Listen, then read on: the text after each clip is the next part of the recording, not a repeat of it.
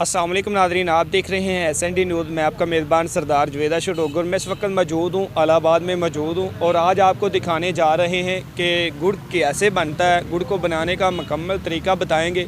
यहाँ मेरे अकब में देख सकते हैं एक बड़ी मशीन पड़ी हुई है जिसको बेलना बोला जाता है और साथ में यानी कि गन्ना पड़ा हुआ है। गन्ने को बेलने से गुजारा जाता है तो इसका यानी कि रस निकाला जाता है जिसको रो बोला जाता है। वो इस बाल्टी में आता है। वहाँ पर जब ये बाल्टी में गन्ने का रस आता है तो उसके बाद क्या किया जाता है, अगर मेरा कैमरामैन दिखा सके तो यहाँ पर बड़े बड़े दो कढ़ाई मौजूद है।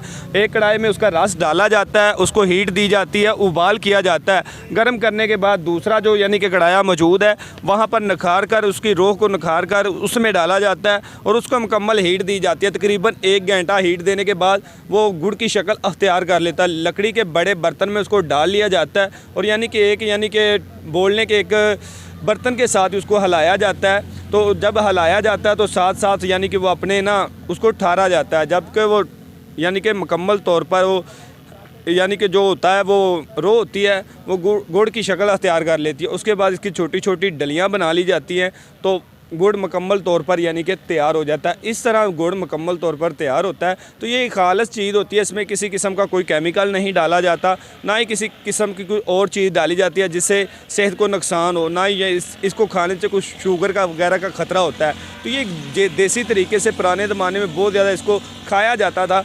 मगर अब जो नौजवान नस्ल है वो चीनी को पसंद करती है, गुड़ को पसंद नहीं किया जाता। मगर ये बहुत ही एक अहम खुराक है, देसी खुराक है। तो देखने वाले नाज़रीन को यकीनन गुड़ बनाने का तरीका पसंद आया होगा। तो इसी के साथ अपने मेज़बान सरदार जुवेदा शटोगर को दीजिए इजाज़त। अल्लाह ने